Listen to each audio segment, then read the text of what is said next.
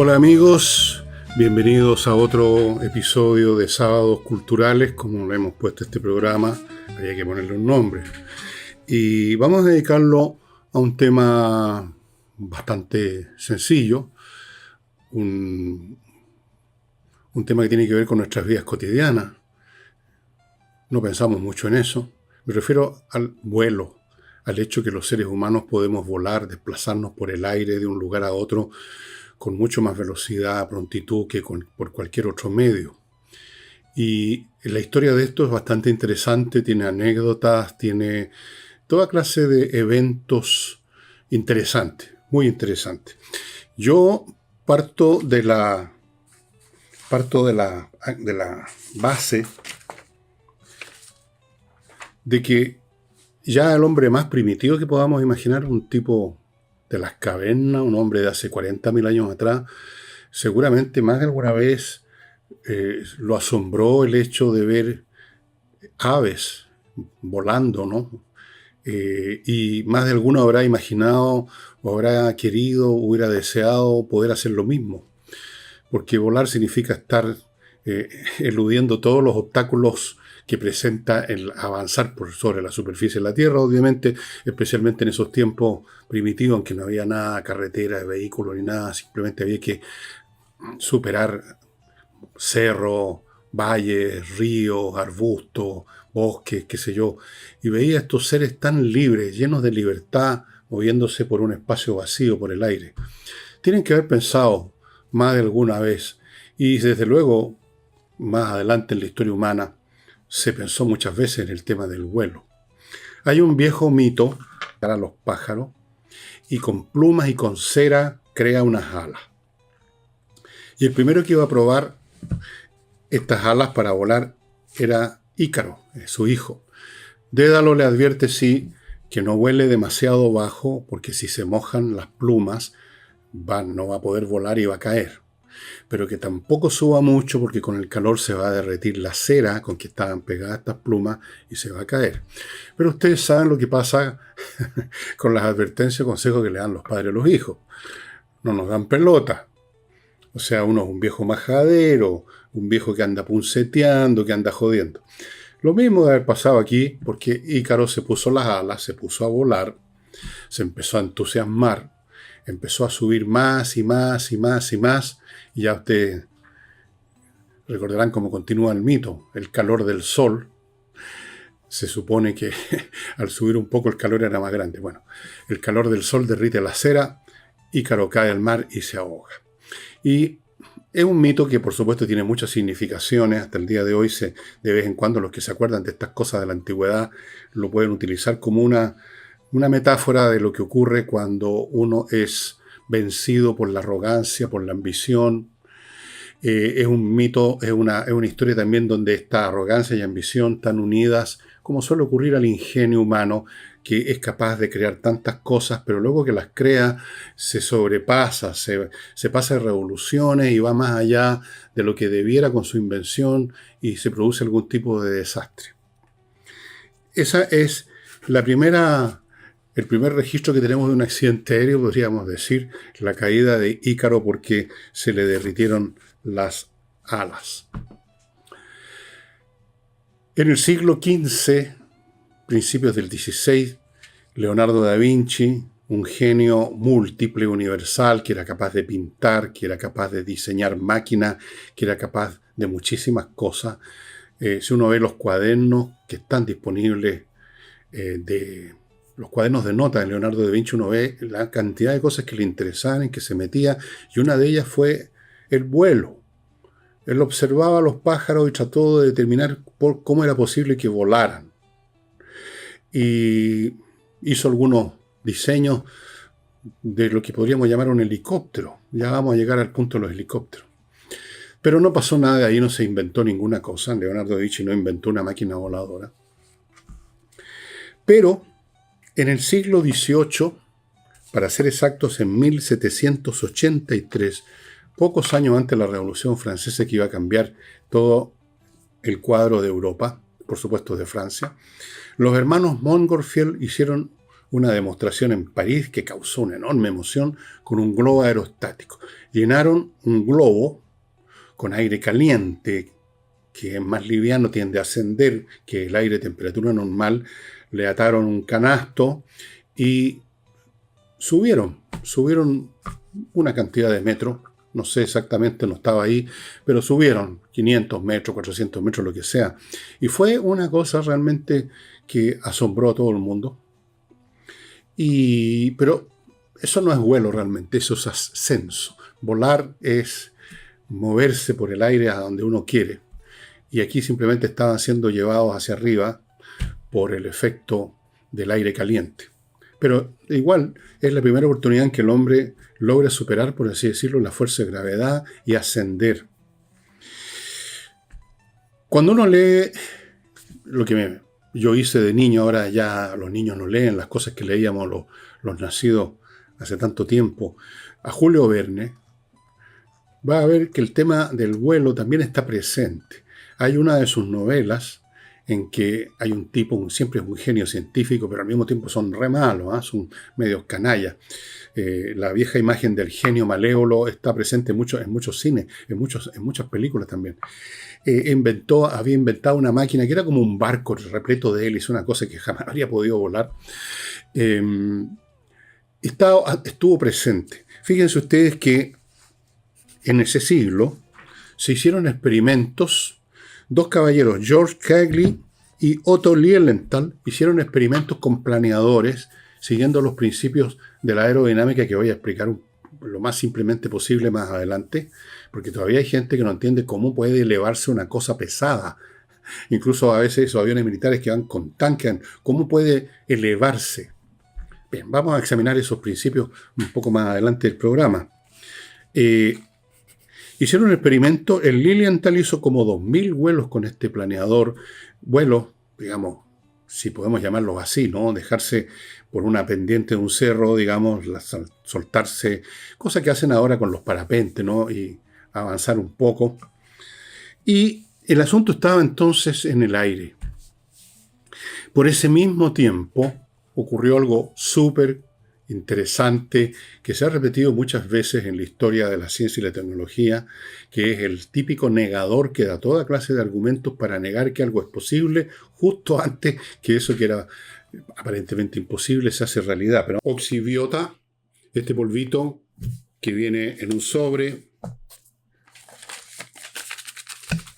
usted lo echa en una cacerolita, por ejemplo, o en lo que sea, con un litro de agua, a la media hora o algo así, se ha convertido en una colonia de bacterias aeróbicas y con esas usted elimina, no tapa, elimina los malos olores. ¿Cómo? Lo vierte en los lugares de los cuales salen los malos olores, por ejemplo, el fregadero de la cocina, por ejemplo. O en el jardín, donde hay animales, donde hay excretas de las mascotas, los pájaros, hay cadáveres de insectos, etc. Hay descomposición orgánica. De ahí vienen los malos olores, la descomposición. Usted lo vaporiza. ¿Qué ocurre? Que estas bacterias destruyen a las que inician la descomposición, que es la causa del mal olor. Destruyendo esas bacterias no hay descomposición, no habiendo descomposición no hay mal olor. Esa es la cadena causal y por lo tanto esto es el remedio perfecto para los malos olores. Recuerden que en verano, con los calores, estas bacterias anaeróbicas se multiplican mucho. Por lo tanto se multiplica, aumenta la descomposición y los malos olores. Así que vaya pensando en llevar esto, por ejemplo, a su segunda vivienda, donde en vez de tener alcantarilla hay un pozo séptico. Más le vale ir echando este producto. Bien, continúo con el suplemento Vito, que es un suplemento para agregar al alimento que usted le da a sus mascotas. Una cucharadita de té, digamos, y las vitaminas y los suplementos minerales que trae este suplemento Vito van a mantener a su mascota en mucho mejor estado de salud, menos visitas o ninguna visita al veterinario, pelo brillante, todos contentos, la mascota saltando, moviéndose, todos contentos. ¿Dónde se encuentra el suplemento Vito? En el sitio de ellos o prácticamente están todas las mascoterías. Quiero además decirles que Suplemento Vito está colaborando para rescatar, alimentar a las muchas mascotas que han perdido su hogar, literalmente porque se quemó, se han perdido, salieron arrancando sus dueños, sus amos, sus padres, no los han podido encontrar, andan por ahí, de repente aparecen en otros lados, están quizás heridos, con el pelo quemado, muchas situaciones. Y Bueno, Suplemento Vito está ayudando. Ahora, si usted quiere ayudar como persona privada, con plata, porque todo es plata finalmente, yo le sugiero que entre al sitio de la Unión de Amigos de los Animales, uaa.cl, que es una organización que ustedes ya conocen, se están todo el año preocupándose de rescatar animales, he hablado muchas veces de esa organización, y además les cuento que en situaciones como esta, inmediatamente se movilizan, van con su gente, con sus vehículos, con sus remedios, con su veterinario, con lo que sea, a salvar todo lo que pueden. Pero eso requiere dinero, mover el vehículo, llevar los remedios, las cremas, lo que sea. Entonces, si usted quiere ayudar a estas criaturas de las cuales pocos se acuerdan, uaa.cl, y recuerde, el Suplemento Vito está colaborando con esto. Sigo con Mr. Transfer, una empresa viñamarina de transporte de personas que transporta a todos los que vivan en la zona costera de la quinta región, Concón, Viña, Valparaíso, Quintero, todo lo que está en la quinta región, gente que quiera ir, que necesita ir al aeropuerto, ahí están ellos disponibles. También puede haber otra destinación, puede haber un grupo de personas que quieran ir a otro lado, también están disponibles. Pero normalmente el aeropuerto, y por eso lo menciono, ellos son puntuales. A la hora que usted los cita en su casa, donde sea, ahí va a estar el vehículo esperándolo. Lo he comprobado. Los vehículos son amplios, son seguros, son cómodos, uno puede estirar las piernas sin problema, los choferes son profesionales, conducen como debe ser y va a llegar a la hora donde usted lo necesita. Y viceversa para el regreso, usted los cita, que lo esperen a la salida del aeropuerto a tal hora, ahí van a estar. Ahí van a estar esperando hasta que usted salga. Mr. Transfer, ahí está la dirección, y termino este bloque con Safe Fire Trailer, que es un vehículo pequeñito que se remolca, un remolque, que es una especie de carro bombero en pequeño, que es capaz de cargar 1 tonelada de agua, más extintores, más mangueras, más una motobomba, más pala, más extinguidores, más todo lo que se necesita para combatir el inicio de un incendio. En el campo esto es fundamental. Cuando se inicia un incendio en una casa, pongamos que se le inflama algo en la cocina, usted puede inmediatamente recurrir a algo, la manguera de jardín, un extintor, una cacerola con agua, algo puede hacer de inmediato. Pero en un predio en que las cosas están a distancia, no hay manguera de jardín que llegue hasta el cobertizo que está al fondo o lo que sea. Entonces usted tiene que empezar a llamar. Y entre que lleguen los bomberos, ya el foco se convirtió en un incendio grande y usted ya está perdiendo como en la guerra. Usted con este tráiler lo engancha en par de minutos, si es que no está ya enganchado, listo para actuar, pero si no, lo engancha en un instante y va rápidamente al sitio y tiene 1 tonelada de agua y extintores y la manguera y la motobomba para extinguirlo de inmediato o para controlarlo mientras llega la caballería, digamos. Esto debiera tenerlo todos los predios agrícolas, o sea, no me imagino que habiendo esto disponible uno no lo tenga para asegurarse, especialmente hoy en día en que se inician fuegos por acción de vándalos, por acción de pirómanos, por acciones... Bueno, ustedes ya saben, ¿para qué les cuento? Así es que Safe Fire Trailer.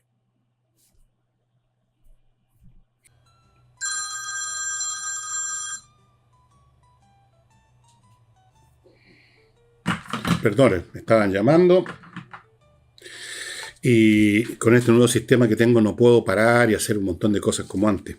Bueno, sigamos con el tema.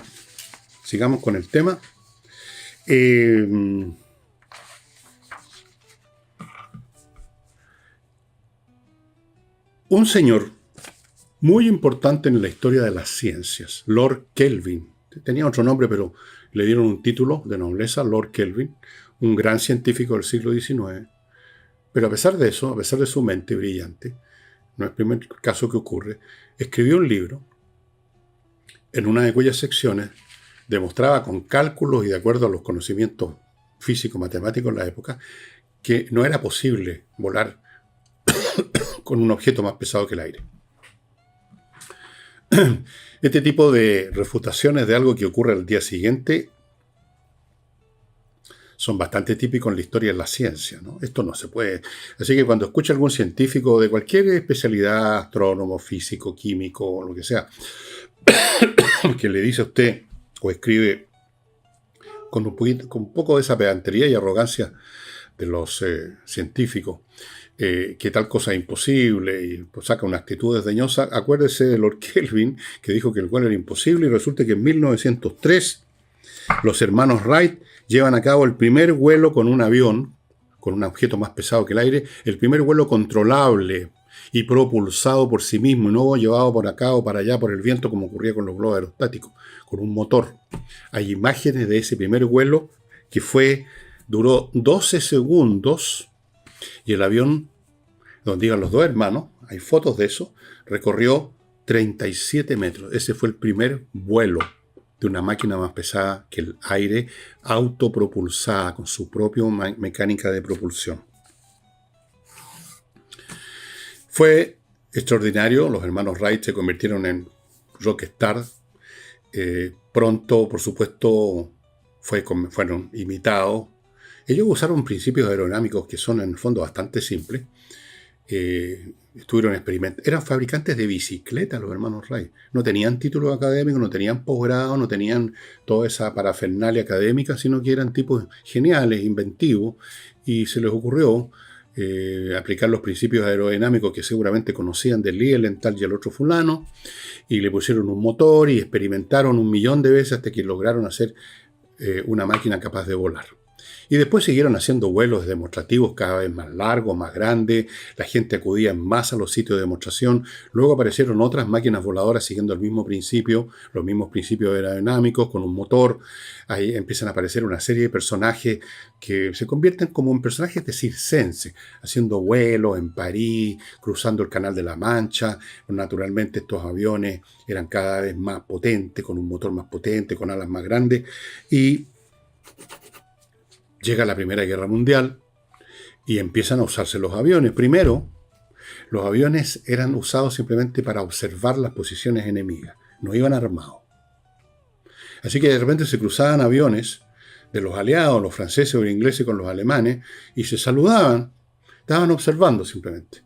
En algún momento, un piloto, no sé de cuál de los dos bandos, y disparó con una pistola, no sé si le acertó, yo creo que no, a otro. Entonces se pensó, hay que armar estas cuestiones. Y de un modo u otro llegaron a instalarle ametralladoras. Y entonces los aviones comenzaron a combatir entre sí. Empezaron a aparecer los primeros ases. El as es un piloto de guerra que logra vencer, dicen ellos. En el fondo es matar. Eso es lo que ocurre en definitiva. En esa época además no tenían paracaídas esos pilotos. Iban con su avión, que eran muy frágiles. Gran parte del material de construcción era tela, madera. Y no tenían manera, si el avión dejaba de volar, si no ya no podía seguir volando, estaban sonados, morían. O morían por las balas de la ametralladora enemiga, o morían al estrellarse. Ahí aparece el famoso héroe von Richthofen. Uno de estos personajes que fue también un as de esa guerra es el Göring, que sería después uno de los miembros del círculo íntimo de Hitler. Entre las dos guerras, termina la Primera Guerra Mundial en 1918, y esto se sigue desarrollando en forma exponencial. Ya al final de la guerra, incluso los aviones de combate eran mucho más perfeccionados, incluso se desarrollaron aviones suficientemente grandes para bombardear. Ahora, eran unas bombas pequeñitas. Ustedes pueden ver fotos del piloto con la mano dejando caer unas bombas. Después las hicieron un poco más grandes. Pero después del 1918 se empezó a desarrollar mucho y aparece la aeronavegación comercial. Aviones que eran capaces de transportar entre Francia y Inglaterra, por ejemplo, o sea, cruzando el Canal de la Mancha, que no es gran distancia, 20 o 30 personas, no más que eso. Pero el desarrollo fue muy rápido. En los años 20, 30 empezaron a desarrollarse motores más perfeccionados. El avión deja de estar hecho con palitos y con tela y empieza a ser hecho con duraluminio, metal. Y empiezan a surgir personas que baten récord. Lindbergh en 1927 cruza el Atlántico, primer vuelo que cruza el Atlántico con un avión que lo bautizó Spirit of St. Louis, el espíritu de San Luis. En los años 30 aparece una heroína del vuelo, Amelia Earhart. Hace un montón de cosas, vuelo, era una mujer además muy simpática, bastante buena moza además, digamos. creo yo. Y incluso protagoniza la primera desaparición misteriosa, 1937, desaparece en un vuelo que trató de circunnavegar el mundo, dar la vuelta al mundo en un avión Lockheed Electra, bimotor, bastante grande, iba con un navegante, no iba sola, desaparecieron en algún lugar del Océano Pacífico y hasta el día de hoy es un misterio qué pasó. Obviamente tuvieron un accidente, no encontraron, simplemente parece, no encontraron, no tenían los sistemas de ubicación de ahora, el lugar, la isla donde había un aeródromo, y tarde o temprano se quedaron sin gasolina y el avión, no sé, lo hicieron quizás aterrizar en otra isla, en una playa, en algún lugar, y no tenían cómo comunicarse, la radio perdió la batería, no los encontraron nunca, y hasta el día de hoy aparecen de vez en cuando investigadores que dicen, en esta isla murió la Amelia Earhart y su compañero, y estos son los huesos de ella, uno de los grandes misterios de la aviación. No está claro realmente si se ha encontrado el lugar donde desapareció Amelia Earhart.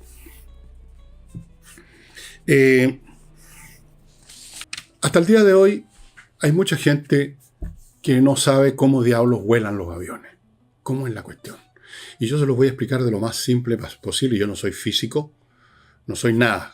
Escribo libros nada más, pero algo he leído de algunas cosas y les puedo explicar el ABC del asunto. Pero permítame continuar con otro bloque comercial antes de seguir con Volodymyr, al cual he llegado a apreciar mucho por su enorme valor humano. El arquitecto Diego Sándor, y espero que esta vez esté saliendo otra foto, los está esperando en la región de los lagos, estimados amigos, para construir o para remodelar con el estilo que es propio de él, distinto. Sus casas son no solo inteligentes en cuanto a cómo están distribuidas las cosas, para que tenga sentido, es acogedor, es cálido, uno se siente bien adentro de sus casas, están bien ubicadas en relación al entorno, dónde está el sol, dónde está el viento, dónde están las lluvias, dónde están los paisajes, donde todo. Esas cosas son a veces muy sutiles, pero él las sabe ver. Fuera de eso se mete en la construcción o en la remodelación desde el primer día para que todo quede bien. Bueno, ¿qué están esperando? Si usted está pensando en construir o remodelar en el sur, en tipo región de los lagos, también puede ser la región de los ríos, puede ser un poco más al sur, en ese sector más o menos de nuestro país, Diego Sándor. Ahí están las direcciones para ubicarlo. Sigo con Rosa Bergamota, una empresa que produce artículos de tocador con sustancias naturales, tales como champús, acondicionadores, cremas, rolón, fragancias, todas naturales, todas muy ricas. Nosotros las tenemos todas en nuestra casa. Yo uso varias de ellas, las fragancias, las cremas y el champú. Ricos productos, agradables. Yo se los recomiendo. ¿Cómo se ubican? ¿Cómo se obtienen? Bueno, usted puede entrar al sitio rosabergamota.cl, ahí vea cómo lo compra, o están disponibles en las farmacias de la cadena Noft. Y termino, amigos, este bloque con mki.cl, Marketing Industrial. Esta es una empresa de marketing que se dedica a promover los productos de las industrias. Lo he dicho 1000 veces y lo voy a decir la 1001 vez. No basta el anuncio, no basta el afiche, no basta la propaganda, no basta el aviso, no basta el sitio web. Está bien, eso hay que tenerlo, pero se requieren pasos adicionales y esos son los que da mki.cl para que usted realmente pueda vender sus productos, pues. Claro, para realmente obtener clientes entre otras industrias, etc. ¿Ok? Bueno, el principio de la aerodinámica es muy sencillo, se basa en la ley de Bernoulli y también las leyes de Newton. Bernoulli, el principio de Bernoulli consiste y se aplica de la siguiente manera. En aviones con ala fija, si ustedes se fijan en la forma del ala, por arriba, la parte superior del ala tiene una curvatura y la parte de abajo es plana. Hay algunas variantes, pero más o menos. ¿Cuál es el resultado de eso? El aire pasa más rápido por la zona curva que por la zona plana. Como pasa más rápido por la zona curva, se produce una diferencia de presión. Hay menos presión aquí que abajo y por lo tanto hay un empuje hacia arriba, una sustentación. Y se aplica el principio de acción y reacción de Newton porque de algún modo este aire es dirigido hacia abajo y al dirigirse hacia abajo se produce una reacción hacia arriba. Esa es la sustentación del avión se basa en las alas. Sin alas, por supuesto, no se puede volar. El ala con esta forma produce la sustentación. Por eso que un avión que está en una posición donde la sustentación, donde la superficie alar ya no sirve, ese avión entra en lo que se llama en stall. Y el avión se convierte ya no en un objeto aerodinámico capaz de navegar el aire, se convierte en una piedra y se va de un paraguaso. Por eso que los pilotos tienen cuidado de cuáles son los ángulos de ataque que se llaman. Cuál es el ángulo en que, por ejemplo, para subir, que mantiene la sustentación. A menos que usted tenga un vehículo con un motor tan poderoso que simplemente por el efecto del motor, por ejemplo, un jet usted puede verlo subir así, pero ahí está usando no la sustentación alar, sino que el empuje del motor. Pero básicamente la navegación se basa en la sustentación alar. Los helicópteros es la misma cosa, solo que en vez de hacer un aire que lo mueve una hélice, en aviones a hélice, o que lo mueve el empuje que le da el motor atrás en un jet, o en las alas, que lo hace avanzar y por lo tanto mueve el aire por las alas. El principio es que el ala se mueve. El helicóptero tiene unas aspas que se mueven, son alas en movimiento que están diseñadas de tal manera que lo mismo, producen una diferencia de presión entre la parte inferior y la parte superior de la pala, de la hélice, y eso hace sustentación, empuje hacia arriba. Luego, ¿cómo se dirigen? Bueno, cómo se mueven, cómo pueden cambiar de dirección, avanzar, retroceder, ir para el lado, para arriba, para abajo. Eso es otra cosa, tiene que ver con la inclinación del rotor, tiene que ver con un montón de cosas subsidiarias. Pero lo fundamental es esto, el principio de la sustentación derivado de esta diferencia de presión en la superficie alar, ya sea que sea ala fija o ala en movimiento. Eso es bastante simple. No es muy distinto a los principios de la flotabilidad en el agua, entre paréntesis. No es tan distinto. Y Leonardo da Vinci se dio cuenta de ese elemento. Y claro que él no tenía un motor. Hay momentos en que un científico descubre los principios básicos de algo, pero no los puede implementar simplemente porque no tiene la tecnología a mano para llevarlo a cabo. Leonardo da Vinci no tenía algo con qué propulsar ninguna cosa. Entonces quedó solamente en el pensamiento de él y creo que hizo unos diseños de hélices para una especie de helicóptero. Bueno, y usted con papel puede fabricar una especie de helicóptero y lo hace caer y va girando y usted ve que ahí no asciende, pero se produce una cierta sustentación porque no cae como piedra. Bueno, amigos, hay montones de anécdotas además. Estamos en tiempos en que la navegación se ha desarrollado enormemente. Ahora me parece a mí que las tecnologías están tratando de buscar motores de reacción, o sea, los jets, que usen menos combustible, que quemen menos combustible y que contaminen menos. Y también se están desarrollando nuevas tecnologías e ideas en el campo del diseño de las hélices, cosa que también se está aplicando en los barcos. Unas hélices con unos diseños bien curiosos, que parece que tienen más capacidades aerodinámicas, en el caso de los helicópteros, o más eficiencia para producir una corriente de aire con menos gasto de combustible. Como ustedes habrán visto cuando han viajado, el motor del jet adentro tiene como una cosa que se mueve, son unas hélices. Algún día voy a explicarles más o menos cómo funciona, que es muy simple, un jet, un motor a reacción. Es mucho más sencillo que un motor a explosión con pistones, cilindro y todas las cosas que es la mecánica de un motor a explosión. Bueno, amigos, sería todo por hoy. Espero que les haya gustado el programa y no olviden además que los están esperando estos libros en elvillegas.cl/tienda. Y no solo estos libros, sino que otros más agrupados en combos de distinto volumen. Incluso tenemos un combo de 9 libros. Y eso sería todo. Nos estamos viendo mañana.